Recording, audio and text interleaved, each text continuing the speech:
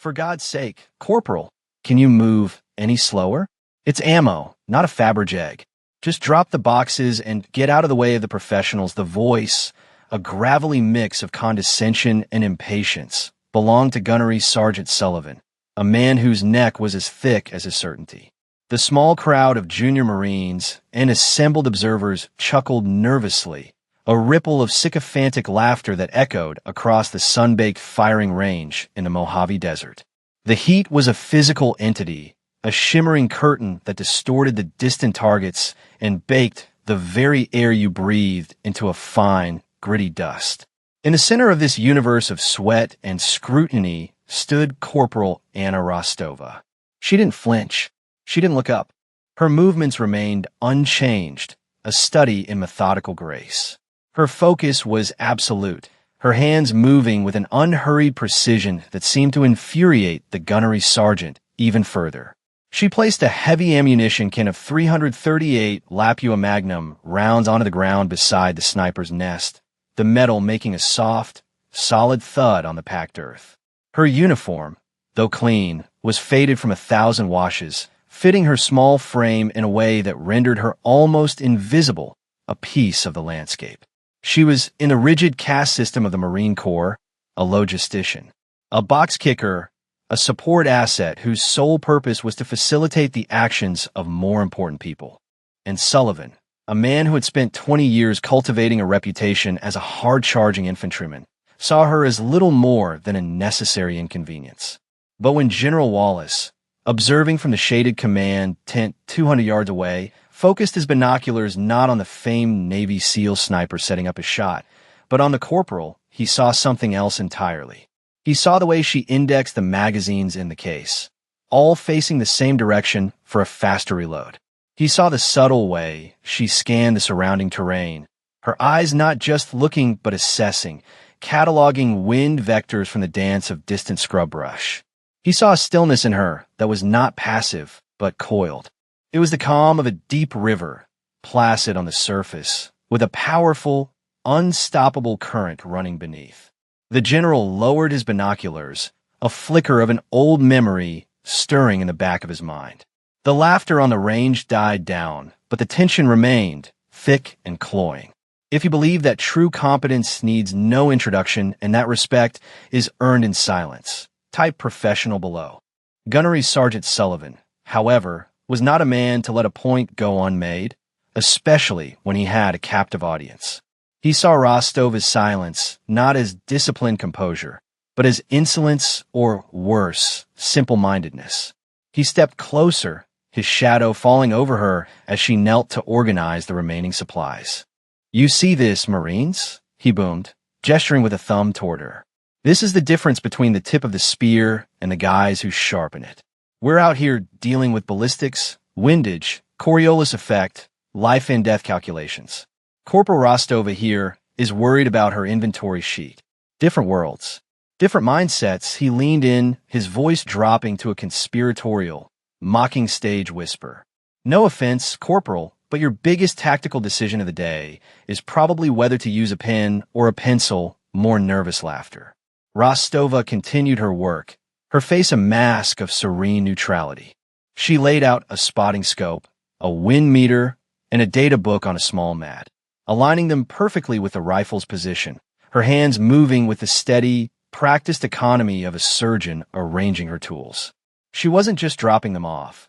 She was staging them for immediate use, anticipating the sniper's needs before he even knew them. The sniper himself, a highly decorated Navy SEAL Chief Petty Officer named Thorne, watched the exchange from his prone position behind the massive M210 enhanced sniper rifle. He was a legend, a man spoken of in hushed, reverent tones in armories and ready rooms across the special operations community. He ignored Sullivan entirely and gave Rostova a short, almost imperceptible nod of thanks. Sullivan, catching the gesture, misinterpreted it as an act of pity for the lowly logistics clerk. "Don't you worry, Chief," Sullivan said with a smug grin. "We'll get the help out of your way, so you can get to work." Rostova finally finished her task. She rose to her feet, her movements fluid and economical, and took 2 steps back from the firing position, her posture relaxed but alert. She stood at parade rest, her hands clasped behind her back, her gaze fixed on the distant 1,800-meter target. She became a statue, her silence a stark, deafening contrast to Sullivan's endless stream of self-important noise. General Wallace, still watching, felt the memory sharpen. It wasn't just her stance. It was the whole picture. The quiet efficiency, the absolute lack of ego. The way she seemed to absorb and deflect the verbal barrage without any visible effort, like a sea wall breaking waves. He had seen it before in a very different desert a long, long time ago. He had seen it in the eyes of the most dangerous people he had ever known. The exercise was the culmination of months of planning, a joint forces demonstration of advanced war-fighting capabilities. Chief Thorne was the star, tasked with neutralizing a high-value, time-sensitive target, a remote-controlled steel silhouette programmed to escape by disappearing behind a heavy berm precisely 3 minutes after activation. Millions of dollars in evaluation metrics, and no small amount of inter-service pride, rested on this single shot. The command was given. The target was live. Thorne settled behind his rifle, his breathing slowing to a meditative rhythm. The world narrowed to the circular view of his scope. He was in his element, a master of his craft. The range fell into a reverent hush, the only sound the whisper of the wind and the distant hum of a generator. And then, a sound that didn't belong. Not the thunderous boom of the 338, but a sharp metallic crack followed by a high-pitched, angry whine. From a different firing point, 1,000 meters to the left where another unit was engaging steel targets, a bullet had fragmented.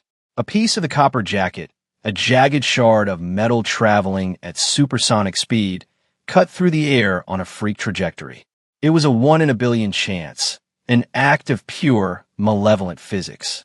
The ricochet tore through the fleshy part of Thorne's left shoulder, the one supporting the rifle's fore end. He cried out, a sharp gasp of pain and surprise, and instinctively rolled away from the weapon, his hand coming up to clutch at the sudden, blossoming heat of the wound. Corpsman, Sullivan bellowed, his arrogance instantly replaced by the raw, panicked instinct of a senior NCO. Man down! Man down! Chaos erupted. Medics rushed forward.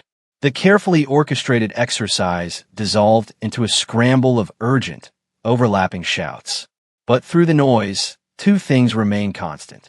The timer on the target was still counting down, 90 seconds remaining, and Corporal Rostova had not moved. She stood perfectly still, her eyes not on the wounded SEAL, but on the rifle, lying abandoned on its bipod like a fallen king's scepter. The wind picked up, a gust swirling dust around the firing point. The shimmering heat mirage intensified, making the distant target dance and swim. The shot was already nearly impossible for a master like Thorne. Now it was a ghost, a fantasy. The mission was over. The failure was absolute. But then, as Sullivan was barking orders into his radio, creating more confusion than clarity, Rostova moved. It was not a rush. It was a deliberate, fluid motion, a predator uncoiling. She took the 2 steps back to the mat, her boots making no sound on the dusty ground. The general raised his binoculars again, his heart pounding with a sudden, electric certainty. Corporal, what in the hell do you think you're doing? Get away from that rifle. That is a $200,000 piece of equipment. You're not qualified to even breathe on it. Sullivan's voice was a screech of pure fury and disbelief. He started to move towards her to physically drag her away, but he was a half-second too late. Rostova was already down, settling behind the M210, not with the awkwardness of a novice, but with a practiced, seamless motion that was breathtaking in its efficiency. She didn't just lie down, she became part of the weapon system. Her body formed a stable, solid platform, her shoulders square, her spine aligned perfectly with the barrel. She ignored Sullivan's continued screaming as if he were nothing more than a barking dog in the distance. Her world had shrunk to the rifle, the scope, and the sliver of desert landscape where the target stood. Her hands, which had so carefully unpacked the ammunition, now moved with an even deeper intimacy. Her right hand found the bolt, working it with a smooth, hydraulic press check to confirm a round was seated. Her left hand gently cupped the stock, her fingers applying the slightest pressure to steady the weapon against the recoil she knew was coming. She didn't bother with the wind meter or the data book she had so carefully laid out. There was no time. She lifted her head for a moment, her eyes scanning the full length of the range, feeling the wind on her face, watching the subtle sway of the heat shimmer. She was reading the invisible language of the air itself. Her breathing slowed once, twice. An exhale held at the bottom in the natural respiratory pause. The entire range had gone silent. The medics had stopped. The shouting had ceased. Every eye was locked on the impossible, unbelievable sight of the quiet logistics corporal preparing to take a shot that had humbled seasoned professionals. Sullivan stood frozen, his mouth half open, his words choked in his throat by the sheer, audacious calm of her actions. She made a single-minute adjustment to the parallax knob on the scope, her fingers moving with the delicate confidence of a watchmaker. Then her finger moved to the trigger. The narrator could almost hear the thoughts inside that silent mind. Wind from the left, gusting 7 to 10 miles per hour. Upslope drift. Temperature gradient causing significant mirage. Spin drift at this range is considerable. Target is steel. Aim for center mass of the upper thoracic cavity. Hold left, 2.5 mils. Hold high, 0.3. Breathe. And then a gentle press. Not a pull, not a jerk. A press. The world dissolved into a controlled, violent explosion. The M210 bucked against her shoulder, a roar of contained fury that sent a plume of dust billowing out from the muzzle brake. The recoil, which would have thrown a less experienced shooter completely off target, was absorbed and managed by her perfect posture, her body a masterclass in physics. The rifle settled back onto its bipod almost instantly, and through the scope, she watched the trace of the bullet, a fleeting silver ripple in the superheated air, arc across the immense distance. For a full 2.5 seconds, an eternity stretched thin, the universe held its breath. The Marines on the range, Sullivan, the medics, even the wounded Chief Thorne who had propped himself up on one elbow, all watched the distant target, a tiny speck in the shimmering haze. Then it happened. A flicker of impact, too fast for the eye to truly register, followed a heartbeat later by a clear, distinct clang that echoed back across the desert, a sound of impossible finality. The upper half of the steel silhouette, precisely where she had aimed, kicked violently backward and disappeared from view. A perfect disabling shot. A kill shot. It was followed by a silence more profound, more absolute than any sound. It was a silence born of pure, collective shock. The wind whispered. The generator hummed. But the 100 or so people on that range were utterly, completely still. They stared at the fallen target, then at the small, unassuming woman rising gracefully from behind the rifle, and then back at the target, their minds refusing to reconcile the two realities. Sullivan's face was a pale mask of disbelief, his jaw slack, his eyes wide with a dawning, horrifying comprehension. His entire worldview, the carefully constructed hierarchy of competence he had built over 2 decades, had just been vaporized by a single, perfectly placed round. He finally managed to speak, his voice a dry, cracking whisper that carried in the dead air. No way, he breathed. That's not possible, Rostova, for her part. Simply worked the bolt, ejecting the spent casing, which spun through the air with a soft metallic hiss and landed in the dust. She then engaged the safety, her movements once again calm, methodical, and utterly professional. Her job was done. General Wallace did not run. He strode. His movement across the dusty range was imbued with a purpose and authority that parted the sea of stunned onlookers. The medics resumed their work on Thorne, but their movements were distracted, their eyes continually flicking towards the approaching general and the silent corporal. Wallace walked right past Gunnery Sergeant Sullivan, ignoring him as if he were a piece of range equipment. He stopped directly in front of Rostova, who had come to attention, her gaze fixed on a point somewhere in the middle distance. For a long moment, the 4-star general and the unassuming corporal stood in silence, an island of stillness in the swirling currents of disbelief. The general's eyes were not accusatory, or even questioning. They were knowing. He looked at her stance, the set of her shoulders, the utter lack of adrenaline-fueled trembling in her hands. He saw the ghost of a past he knew all too well. "Corporal," he said, his voice quiet but carrying the effortless command of a lifetime of leadership. "What is your name?" "Rostova, sir. Corporal Anna Rostova," she replied, her voice steady and clear, betraying no emotion. It was the first time most of the men on the range had ever heard her speak more than a single word. General Wallace nodded slowly. He turned to his aide, who had jogged to keep up with him. "Captain, get on the net to HQ.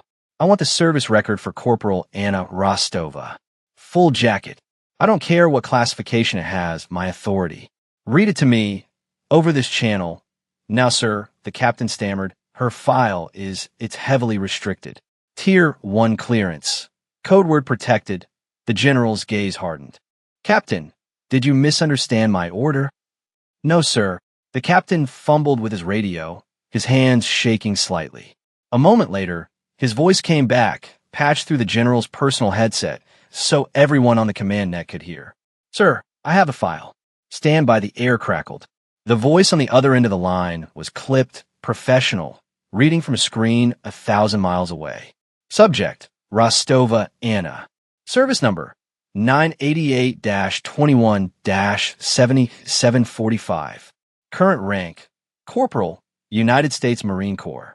MOS, 3051, Logistics and Supply Management. Sullivan let out a breath he didn't know he was holding. See? Just a box kicker. A lucky shot. A 1 in a million fluke. But the voice from the radio continued, and with each word, Sullivan's certainty began to crumble, replaced by a cold, creeping dread. Prior service record. The voice from the radio continued, flat and emotionless. United States Army. Rank, Sergeant First Class. Primary MOS. 18D, Special Forces Medical Sergeant. Secondary MOS. 18B, Special Forces Weapons Sergeant. Unit Assignment. Asymmetric Warfare Group, Detachment Kilo.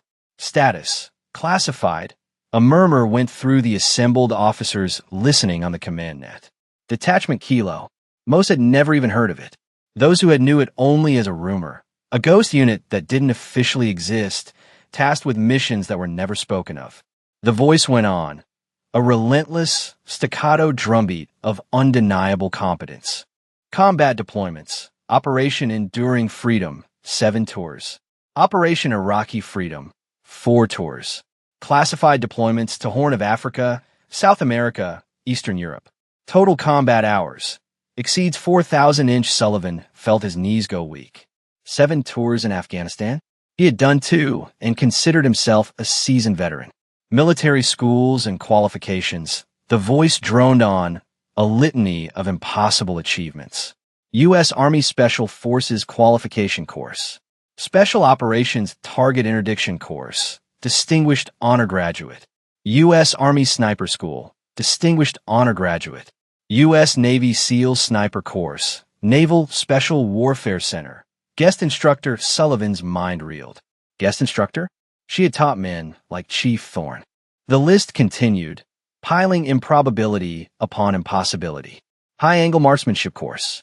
Extreme long-range precision rifle course. Covert entry and breaching school. Advanced special operations techniques. Recipient of Silver Star with Oak Leaf Cluster, Bronze Star with V device and 4 Oak Leaf Clusters, Purple Heart with 2 Oak Leaf Clusters, Meritorious Service Medal. The voice was still listing commendations when General Wallace held up a hand. He had heard enough. He turned his full attention back to the corporal, who stood impassively, as if listening to a weather report. He looked at her faded uniform, her unassuming presence, and saw her for what she was, a warrior of the highest caliber, hiding in plain sight. He took 1 step forward, drew himself up to his full height, and rendered a salute. Not the casual salute an officer gives a subordinate, but the sharp, formal salute of profound respect, the kind reserved for Medal of Honor recipients and fallen heroes. "Sergeant Rostova," he said, his voice ringing with authority and a deep, unmistakable reverence, deliberately using her former, higher rank. "My apologies. We have clearly wasted your talents." He then turned his gaze upon Gunnery Sergeant Sullivan, and his eyes were chips of ice. "Gunny," he said, his voice dropping to a dangerously quiet level. "The most important lesson in leadership is knowing who is in your formation.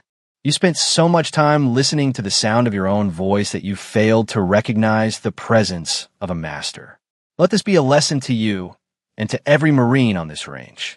Assumptions are the enemy of competence. Pride is the enemy of readiness. You are dismissed. The story of what happened on range 400 did not spread, it detonated. It moved with the speed of gossip and the force of legend. Before the sun had set, every Marine at 29 Palms, from the lowest private in the mess hall to the colonels in the base headquarters, had heard the tale. It was told in 100 different ways, the details shifting with each retelling, but the core elements remained immutable. The arrogant gunny, the quiet supply clerk, the impossible shot, and the general salute. The SEALs in their debriefing room listened as Chief Thorne, his arm now professionally bandaged and in a sling, recounted the event with a sense of awe. "She didn't even use my data," he said, shaking his head in disbelief. "She just read the air. I've seen maybe 2 other people in my life who can do that. She's a ghost." They pulled up Rostova's file, or what little of it they could access, and a collective, reverent silence filled the room. The legend was given a name. Some started calling her the Ghost of Range 400. Others, with a touch of affection, called her the Ammo Fairy, a mythical creature who not only brought you bullets, but could use them better than anyone alive. The name that stuck, however, was simpler. The firing point itself, a simple patch of dirt and brass, was unofficially christened Rostova's Perch. Marines would walk by it with a new sense of respect, pointing it out to newcomers, telling the story as if it were a piece of essential base history, a modern military folktale. For Gunnery Sergeant Sullivan, the fallout was more personal and profound. He was not officially reprimanded. The general's public dressing down was punishment enough, but he was isolated by a sudden, chilling silence. His bluster and bravado, once seen as the hallmarks of a seasoned leader, now seemed like the pathetic posturing of a fool. He ate alone in the chow hall. His usual crowd of junior NCOs who orbited him for war stories found other company. He was forced to marinate in his own humiliation, the memory of Rostova's calm, silent competence playing over and over in his mind. He replayed his own words, his sneering insults, his blind arrogance, and they tasted like ash in his mouth. He had not just been wrong. He had been a caricature of the very thing he despised, an officer who judged a book by its cover, a leader who valued noise over substance. The foundation of his identity was cracked, and through that crack, a painful, necessary light was beginning to shine in. The next morning, as the sun began its relentless assault on the desert, Rostova was back at her duties, loading a 5-ton truck with crates of water. To any casual observer, she was exactly the same person she had been 24 hours earlier, a quiet, efficient logistics corporal. Her movements were just as precise, her expression just as neutral. There was no hint of pride, no flicker of triumph in her eyes. The event might as well have happened to someone else. It was this absolute lack of change that perhaps solidified her legend more than the shot itself. She didn't want credit. She didn't need validation. Her competence was its own reward. It was there that Gunnery Sergeant Sullivan found her. He approached her not with a swagger, but with a hesitant, almost shuffling gait. He looked older, smaller. The bluster had been stripped away, leaving behind a man raw with humility. The small group of Marines working with Rostova fell silent, sensing the gravity of the moment. "Corporal," Sullivan began, his voice rough. He cleared his throat and corrected himself, the word tasting strange on his tongue. "Sergeant." Rostova. She stopped working and turned to face him, her expression patient, waiting. He started, then stopped. He took a deep breath. "Yesterday, I was unprofessional. I was arrogant, and I was wrong.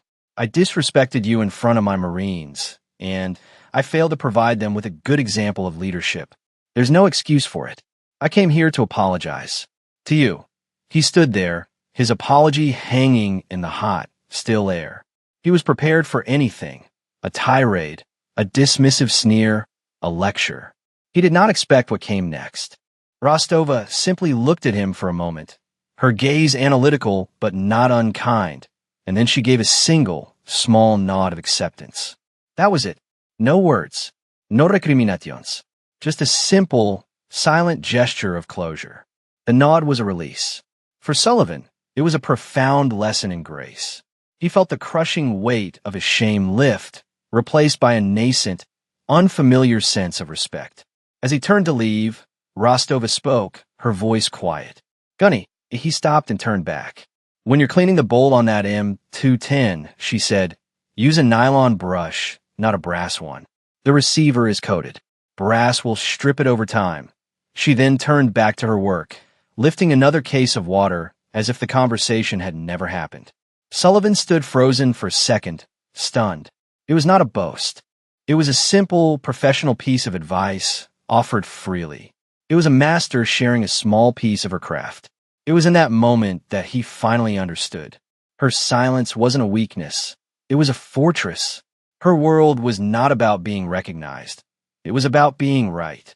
Months later, on that same range, a new class of Marine Corps Scout sniper candidates were gathered at Rostova's perch. The instructor, a different gunnery sergeant, pointed to the firing position. This spot has a name, he told the young, eager Marines. We call it Rostova's perch. And before any of you fire a single round from here, you're going to hear the story of why he told them the tale, which had now been polished by repetition into a perfect parable. He told them about the arrogant gunny who saw only a uniform and a rank, not the warrior within. He told them about the quiet corporal who spoke the universal language of competence. And he told them about the impossible shot that had become a benchmark for excellence, a shot they would all dream of one day making. The story had become institutionalized, a formal part of the range brief, a mandatory lesson in the dangers of assumption. The legacy of Corporal Rostova was not a plaque on a wall or a medal on a uniform. It was a subtle but profound shift in culture. Junior Marines started looking at the logistics personnel, the mechanics, the cooks, with a new curiosity and nascent respect. The quiet ones, the ones who just did their jobs without fanfare, were no longer invisible. They were mysteries, potential masters hiding in plain sight. Gunnery Sergeant Sullivan became a changed man. He was quieter now, more thoughtful. He became known as one of the most demanding, but also one of the most perceptive leaders in his battalion. He was merciless on NCOs who displayed arrogance or belittled their subordinates. His new mantra, repeated so often it became a running joke, was, "You never know who's running your ammo." As for Rostova, she was gone. A week after the incident, she received a new set of classified orders. She packed her small bag, signed her clearing papers, and vanished from the base as quietly as she had served on it. There was no farewell party, no ceremony. She simply disappeared back into the shadows from which she had briefly, spectacularly emerged. Her file was sealed once more, her official record scrubbed back to the simple, unassuming designation of logistics corporal. Her presence was gone, but her echo remained, a permanent part of the desert, a silent lesson carried in the wind. Years passed. General Wallace stood at a podium, addressing the graduating class of a new generation of Marine officers. It was his retirement speech, his last official act after a lifetime of service. He spoke of leadership, of sacrifice, and of the changing nature of warfare. And at the end of his speech, he told them one last story. He told them of a hot day in the desert, of a brash gunnery sergeant and a legendary SEAL. But the hero of his story was a corporal, a woman most of the world would never know, a quiet professional who had taught him, a four-star general, one of the most valuable lessons of his career. True strength, he said, his voice resonating with the conviction of lived experience, is rarely loud. True competence does not need to announce itself. In a world obsessed with noise, with self-promotion, with being seen, the most powerful individuals are often the ones who are content to simply be. To be excellent, to be professional, to be ready. He looked out at the sea of young, eager faces, the future leaders of his beloved Corps. Your greatest challenge will not be the enemy on the battlefield. It will be the enemy within your own mind. The arrogance that breeds assumption, the pride that blinds you to the quiet excellence that surrounds you every day. Look for the Corporal Rostovas in your ranks. Find them, trust them, learn from them, for they're the true bedrock of any great organization. A legacy is not a monument of stone. It is not a name carved into a wall. True legacy is a story told from one generation to the next. It is a lesson that changes behavior. It is the quiet, enduring echo of an action that demonstrated a timeless truth. That character is measured not by the volume of your voice, but by the precision of your actions. It is the understanding that the highest form of respect is not given through ceremony, but earned through silent, undeniable competence. For more stories where quiet professionalism triumphs over loud ignorance, and where character defines true worth, subscribe to Unknown Heroine Tales.